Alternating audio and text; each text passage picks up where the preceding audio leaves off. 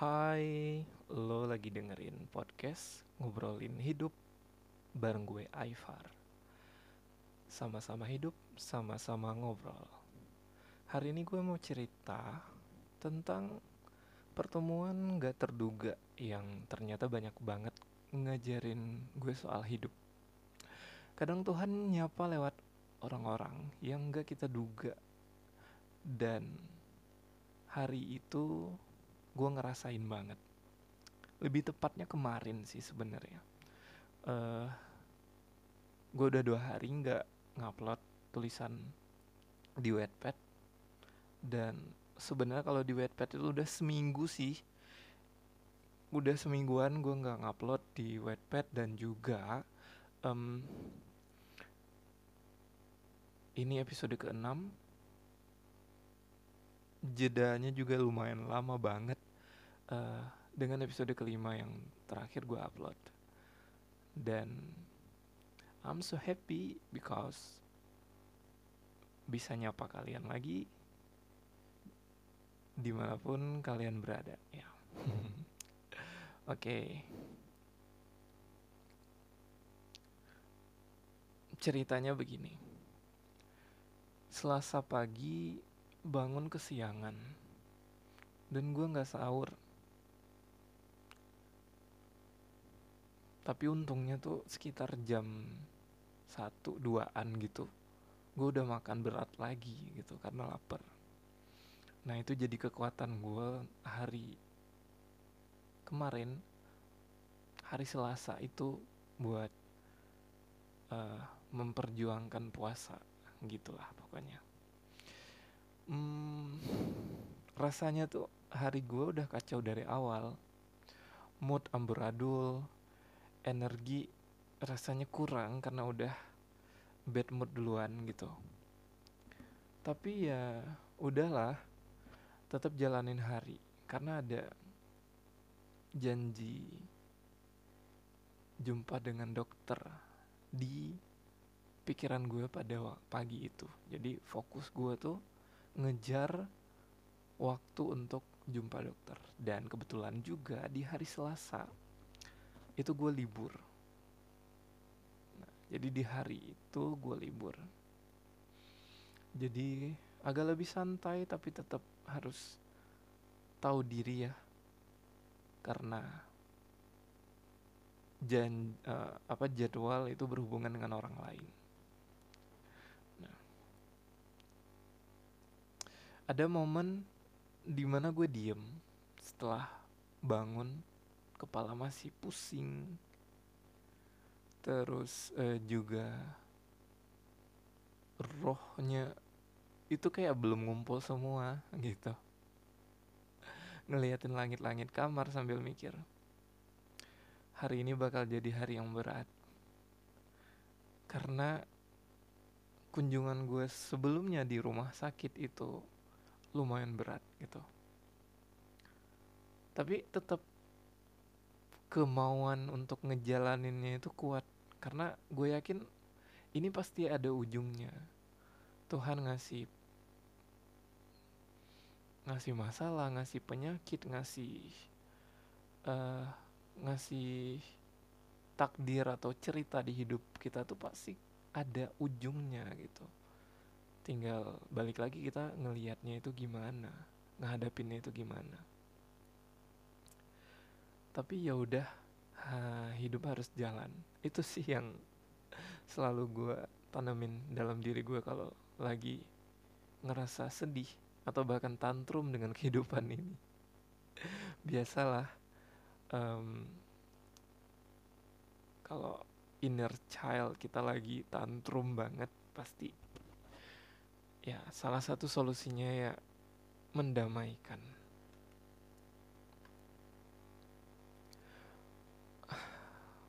Persiapannya lumayan buru-buru gitu. Gue ngerasa kayak aduh ini terlalu buru-buru tapi harus gitu. Karena kan ada waktu juga yang terbatas untuk proses di rumah sakit gitu. Apalagi dengan antrian yang udah kebayang di kepala gue pasti bakalan jadi orang yang paling telat waktu nanti gue bakalan nunggu lebih lama karena orang-orang udah pada datang lebih cepat sebelumnya gitu. Mhm. Ngerasa badan masih lemas gitu. Padahal istirahatnya udah dibilang cukup banget juga enggak, tapi udah ada lah gitu. Ngerasa badan masih lemas, tapi nggak ada pilihan, eh harus ngejalanin, harus datang, harus ngantri dan sebagainya. Padahal ini hari libur gitu. Tapi emang gue pilih buat eh hari libur gue tuh untuk peduli dengan diri gue sendiri, karena nggak bisa dilakuin di hari lain kan. Hari lain mungkin gue fokus dengan kerjaan, fokus dengan target, yang mana gue nggak ada waktu untuk fokus dengan diri gue sendiri, peduli dengan kesehatan diri gue sendiri. Setelah selesai mandi segala macam ya, gue qadha sholat subuh karena emang telat ngelewatin waktu subuh tadi. Gue pakai outfit terbaik hari itu dengan nuansa putih ya, pakai sepatu hitam yang paling nyaman di kaki, terus turun ke lantai 1 kosan, dan gue pilih buat pakai taksi online. Kenapa? Karena mungkin nanti ada proses tetes obat yang mengharuskan mata gue nggak bisa ngelihat untuk sementara waktu, jadi nggak mungkin gue nyetir motor gitu. Jadi gue putusin untuk pakai taksi online. Pilihan sih antara taksi online atau sepeda motor, cuman beda 3-4 ribu. Gue milih untuk duduk nyaman di taksi online, dan itu worth it untuk uh, untuk kenyamanan, juga masih bisa ditolerir di kantong gue yang sudah di fase krisis. Terus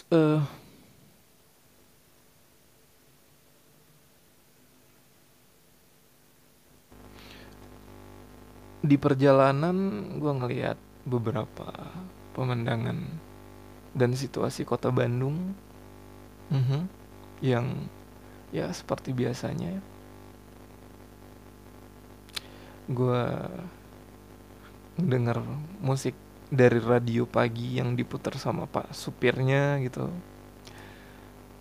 lihat orang-orang di sekitar, sambil ngorder. Tadi sebelumnya ngorder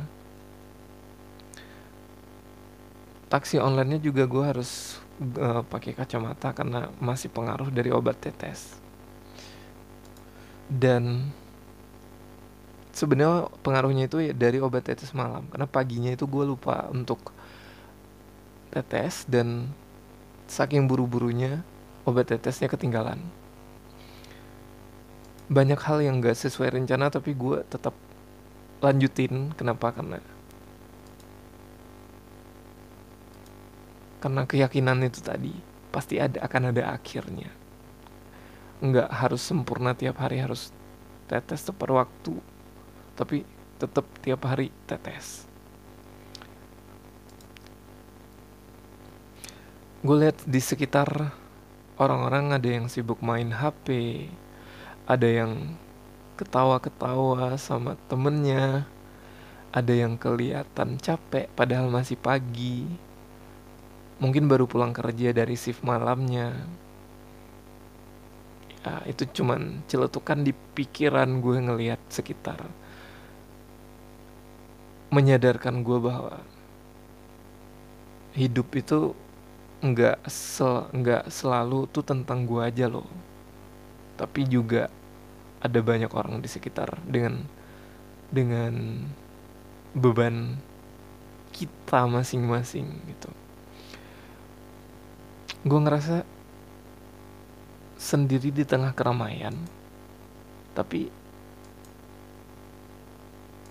Ya, gue nggak tahu ngejelasinnya dalam kalimat yang paling sesuai. Yang pasti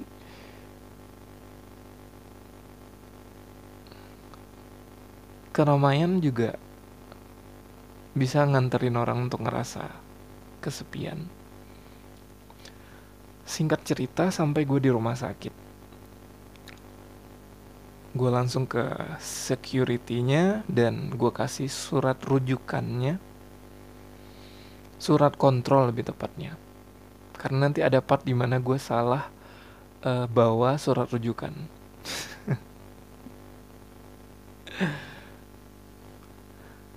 Terus gue diarahin untuk ke ruang kayak ruang pendaftaran gitu. Ada ibu-ibu CS di dalamnya, 1 orang gitu.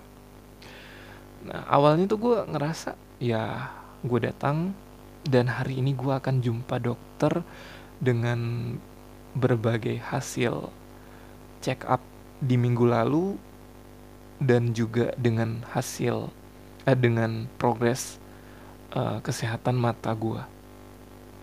Ternyata tidak seperti itu, guys.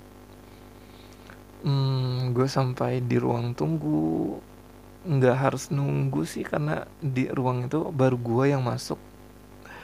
Mungkin yang lain udah pada ke polinya masing-masing ya, saking gue telatnya gitu. Tapi gue jalanin prosesnya,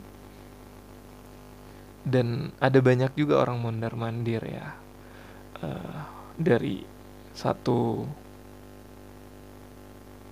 pos ke pos yang lain gitu ya. Suasana di rumah sakit pada umumnya lah gitu. Gue langsung bawa surat kontrolnya ke ibu petugas pendaftaran itu. Awalnya itu ya sebatas obrolan profesional beliau gitu ya. Tapi gue ngelihat ada banyak perbedaan yang gue dapet sebagai, bisa dibilang posisinya customer atau pasien gitu. Beliau setelah ngelihat surat kontrolnya ada nama gue, Aidil Ihfar, seterusnya tuh beliau manggil nama gue Aidil. Bahkan berkali-kali setiap penjelasan beliau nyisipin kata Dil gitu, sapaan yang lebih akrab.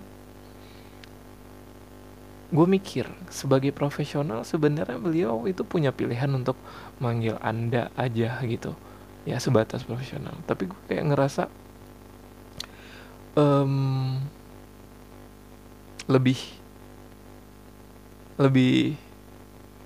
lebih apa ya, kayak ngerasa lebih nyaman aja ketika dijelasin, lebih masuk aja penjelasan beliau ketika dipanggil dengan sapaan yang lebih dekat gitu. Nah, selesai penjelasan, selesai beliau ngasih tutorial untuk pendaftaran, faktanya hari itu gue gak bisa jumpa dokter karena antriannya sudah penuh. Dan seharusnya antrian itu di pendaftaran itu harus dilakukan 1 hari sebelum hari H-nya. Dan itu gue gak tahu. Harusnya di minggu lalu tuh gue udah langsung ngedaftarin diri untuk pertemuan minggu ini. Dan gue juga ngeluhin, padahal saya udah ngambil libur untuk hari ini. Ternyata ceritanya jadi berbeda gitu.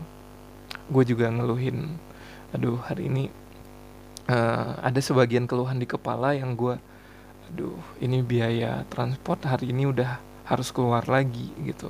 Sedangkan gue hidup dari tabungan dan support adik gue yang yang sedang masih bekerja gitu. Semoga rezeki dia lancar terus ya Tuhan. Dan gue ingat pesan dari psikolog gue untuk narik nafas, ingat dan terkonek dengan diri gue sendiri untuk sadar bahwa gue lagi di kondisi seperti ini, dan nggak apa-apa gitu. Oke, gue berdamai dengan itu semua, dan gue coba, beliau juga daftarin gitu ya. Beliau juga bantu ngajarin untuk pendaftaran untuk pertemuan besok. Ternyata di besoknya itu udah penuh juga gitu. Otomatis gue harus ngisi di pertemuan, ngisi jadwalnya itu di lusa gitu. Masih dalam 1 minggu sempet gue mikir untuk ngambil jadwal di hari libur berikutnya, di hari Selasa berikutnya. Ternyata gue mikir kayaknya udah terlalu jauh deh, terlalu telat kalau Selasa depan gitu. Jadi kayak nggak apa-apa di Kamis, beda 2 hari, karena dari surat kontrolnya juga direkomendasikan untuk 1 minggu berikutnya gitu. Nah, oke, semua tutorial dijelaskan dengan jelas, dan gue ngeliat ya memang cocok beliau bekerja di front office sebagai customers, sebagai apa ya, bagian pendaftaran lah ibaratnya kayak gitu. Nah, udah selesai interaksi profesionalnya, dan ternyata kita buka obrolan itu. Yang gue ingat, gue bilang gue bekerjanya di mana, pertanyaan dari beliau gitu ya. Dan gue dengan sukarela juga membagikan informasi pribadi gue tentang pekerjaan gue sekarang itu, kerja di salah satu media online. Saya menulis di salah satu media online. Nah, awalnya tuh cuman sekedar obrolan biasa, karena tadi gue mengeluhkan ngambil libur, jadi beliau ke-trigger untuk nanya kerja di mana gitu. Nama, data administrasi, ya sebatas formalitas gitu. Tapi karena memang kondisinya masih sepi, dan jadinya tuh gue ngerasa, gue mau berbagi cerita gitu. Dan beliau juga berbagi cerita beliau. Obrolannya berubah. Beliau juga cerita tentang anaknya yang juga merantau di kota lain. Suaranya tuh pelan, penuh rasa gitu. Dan ini momen yang gue harapkan bisa ngobrol sama ibu gue secara langsung gitu. Tapi enggak, kondisinya gue ngerantau sekarang, dan gue harus berdamai dengan itu. Gue ngelihat seorang ibu yang bercerita tentang anak pertamanya dengan mata yang berbinar tuh rasanya, wah, kok Tuhan ngasih kondisi di mana gue harus ngelihat ini gitu. Apakah Tuhan mau ngasih pesan kalau ibu gue lagi kangen sama gue nggak tahu. Yang pasti yang selalu gue tanamin di hati tuh, ibu gue sayang sama gue, tapi bahasa cinta kita berbeda. Kenapa? Karena gue tuh pengennya selalu intens komunikasi, ngobrol, word afirmatif banget lah pokoknya. Tapi ibu gue nggak kayak gitu, karena beliau nggak terbiasa kayak gitu. Sepentingnya aja, udah gitu. Dan gue nggak bisa paksa itu. Dan perjalanan gue untuk bisa sadar dan berdamai dengan itu semua juga sangat-sangat panjang. Suaranya pelan tapi penuh rasa. Matanya berbinar, gue lihat berkaca-kaca, tapi juga nyimpan rindu. Katanya setiap hari beliau doa supaya anaknya selalu sehat, nggak kekurangan apapun di kota orang. Beliau juga berbagi cerita tentang anak, sampai gue juga cerita kalau gue telat sahur hari ini gitu. Dan beliau cerita pengalaman anak pertamanya yang gue nggak sempet nanya nama anaknya, telat sahur di rantau, dan itu relate banget sama beliau seorang ibu yang dengar cerita anaknya di rantau, sama-sama telat sahur, sama-sama telat bangun sampai nggak sempet sahur. Jadi kayak doa ibu-ibu kebanyakan lah gitu.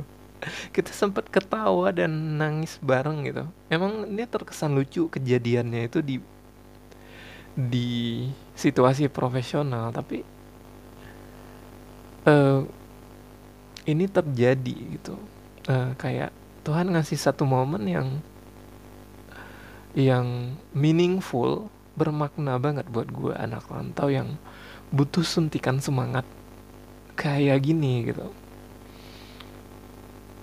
Hari-hari udah capek dengan kerjaan, dengan situasi yang sangat-sangat tegang, sangat-sangat formal gitu, tapi Tuhan bisa ngasih satu momen yang bikin gue ngerasa nyaman, kayak ngobrol sama ibu sendiri gitu.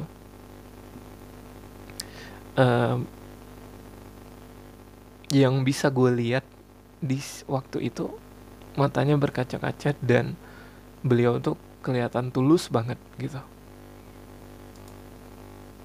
Dan mengapa itu, entah kenapa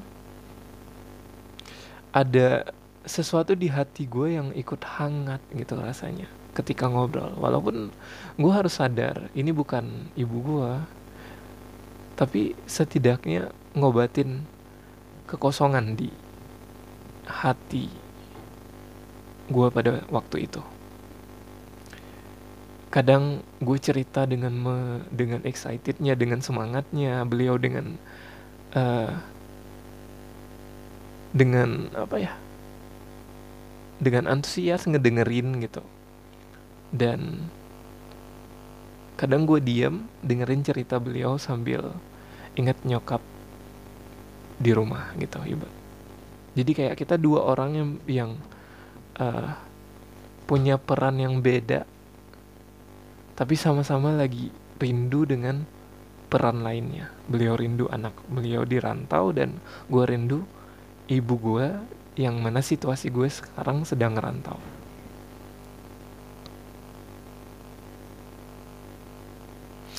Nah, beliau tuh sering nanya, kamu apa sama anaknya itu sahur nggak hari ini gitu. Pokoknya beliau tadi cerita gitu. Dan gue juga dengan naturalnya gue ngungkapin gitu. Eh, karena gue udah berdamai dengan itu, jadi gampang gue buat ngungkapin. Kayak, iya bu, saya eh suka iri sih kalau ngedengar cerita kayak ibu barusan. Anak ibu dengan leluasanya cerita sampai hal-hal kecil kayak telat bangun itu cerita ke ibu gitu. Berarti seintens itu kan. Dan saya sadar saya nggak seberuntung itu. Gaya komunikasi saya dengan ibu saya itu nggak seperti itu. Dan gue dengan apa ya, dengan santainya karena udah berdamai kali ya, santainya cerita ke beliau gitu situasi bahasa cinta gue dengan ibu, dengan nyokap itu nggak kayak gitu. Gue pengennya kayak situasi mereka, tapi gue juga udah berdamai dengan itu kalau itu nggak bisa gitu.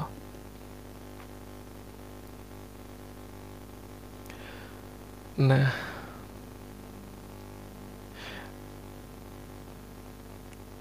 kita gantian cerita gitu ya, lanjut terus gitu.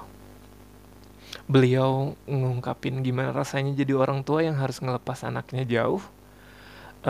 Gimana beliau sering kasih tahu harus percaya kalau anaknya bisa jaga diri di rantauan, bisa selamat, bisa em, apa ya, bisa hidup mandiri gitu kan. Nah, itu juga apa, tangan kita berdua itu nggak berhenti ngusap tetes demi tetes yang jatuh gitu aja dengan tulus gitu gitu. Hmm, ada khawatir juga sih gue ngelihat dari cerita beliau, kekhawatiran, eh apalagi ngelepas anak pertama untuk ngerantau gitu ya. Dan gue tuh ngerasa kata-kata itu bukan cuman buat anaknya, dan kayak Tuhan lagi ngomong ke gue sih, lebih tepatnya gitu. Nah dari situ gue mulai ngobrol banyak sama beliau. Gue cerita soal perjalanan gue dari awal ngerantau ke Bandung, pertama kali kerja di sebuah perusahaan. Awalnya itu gue berkarir dari guru bahasa Jerman, double job menjadi asisten pembina asrama. Karena perusahaan sebelumnya yang dimana tempat gue bekerja itu uh,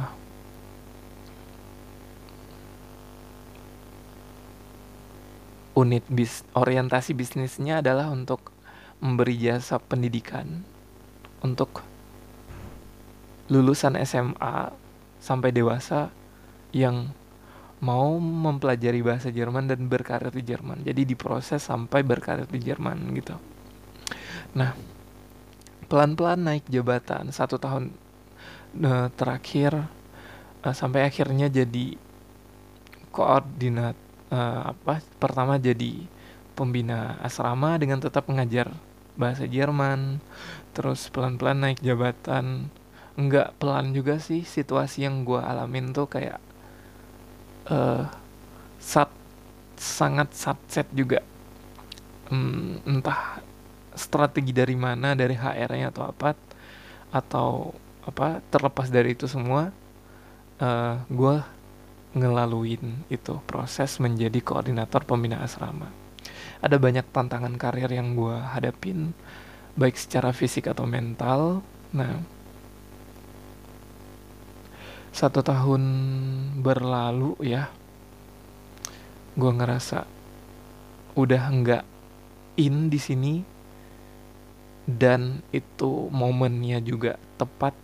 Gue stuck dengan kesehatan mental, yang mana fisik dan mental. 6 bulan terakhir gue mutusin buat fokus sembuhin diri, baik mental gue, fisik gue.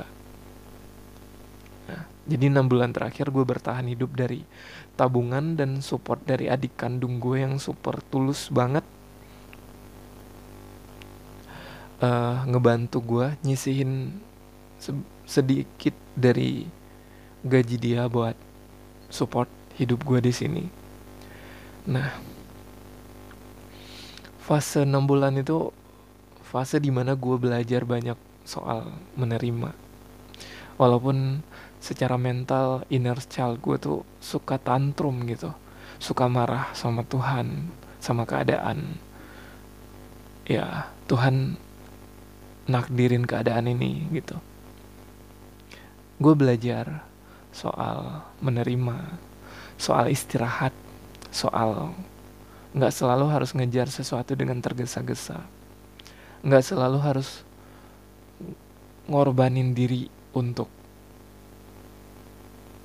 entah apa yang mau kita kejar gitu. Ya logikanya ngejar kinerja di perusahaan, ngejar target segala macam, tapi kondisi di dalam diri gue lagi kacau balau juga gak akan baik gitu. Nah, setelah perjalanan panjang itu gue mulai ngerasa lebih baik, dan akhirnya mutusin buat balik kerja. Tapi kali ini dengan cara yang lebih ringan. Gue masuk ke dunia menulis, jadi penulis di media online, dan itu juga ada proses seleksinya. Dan gue bangga dengan diri gue sendiri udah bisa sejauh ini, dan gue happy ngejalaninnya gitu. Itu yang paling penting sebelum punya karir yang lebih baik lagi nantinya. Setelah gue cerita, ibu petugas itu diam sebentar, terus beliau senyum. Sampai detik ini gue masih ingat gimana beliau senyum, dan kalau kalimat yang beliau sampaikan, gue juga udah nggak tahu persis, tapi yang pasti beliau bilang poin yang gue terima itu, kamu kuat nak, lanjutkan yang bikin kamu bahagia gitu. Nah itu cukup bikin gue ngerasa, aduh, ini momen yang gue nggak expect bisa kejadian hari ini, yang mana gue memulai hari dengan mood yang sudah buruk hari itu. Dan mostly ketika gue udah langganan bolak-balik rumah sakit ya, baik itu rumah sakit gigi, eh, rumah sakit ya di puskesmas dengan antrian yang panjang, yang orang sibuk dengan dirinya sendiri, tapi ini momen kayak momen Tuhan nyapa gue melalui beliau, si ibu baik hati ini. Di luar ekspektasi gue hari itu, karena yang dalam ekspektasi gue tuh ya semua akan berjalan selayaknya, ada petugas pendaftaran, ada dokter yang bertugas, ya selayaknya profesionalitas aja. Tapi kayak rasanya tuh dapat pelukan tanpa disentuh gitu. Pesannya sederhana tapi kayak andai aja ya itu langsung dari ibu gue, walaupun gue tahu ibu gue bakalan doain gue setiap detiknya sih gitu, tapi bahasa cinta kita beda. Kadang itu gue butuh bertahun-tahun untuk sadar itu gitu.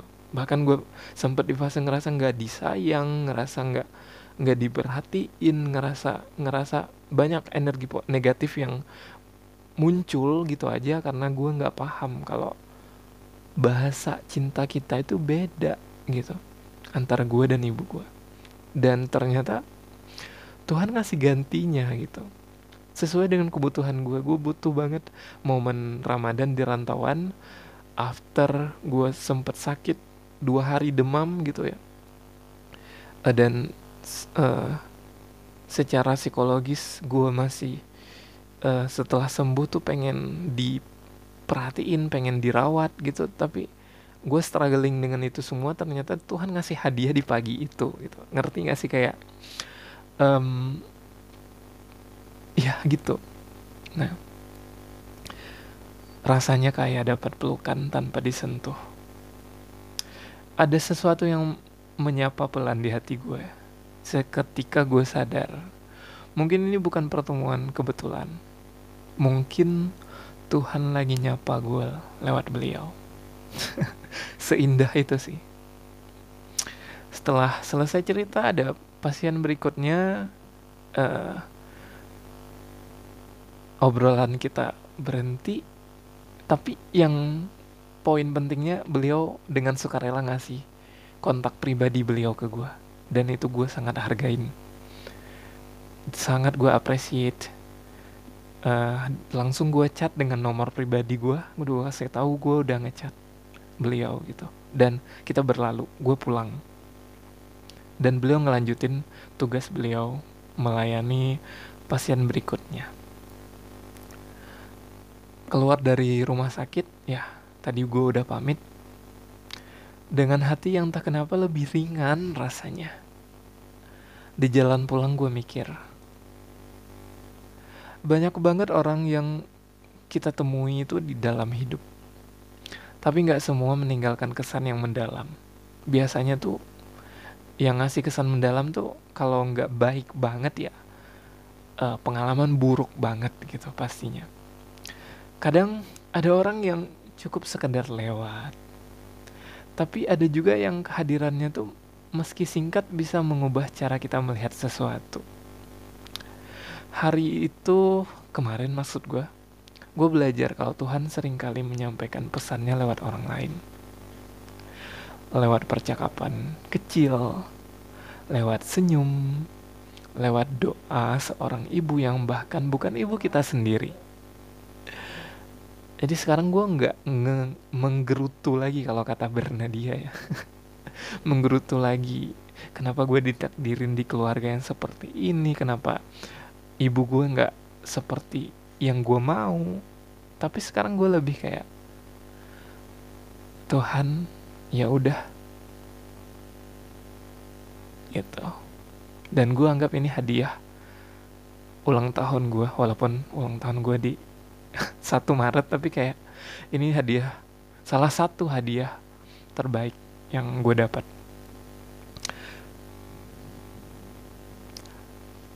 Hari-hari kita emang gak selalu lancar, kadang berantakan, kadang ada hal-hal kecil yang bikin kita capek, kecewa, atau bahkan ngerasa sendirian.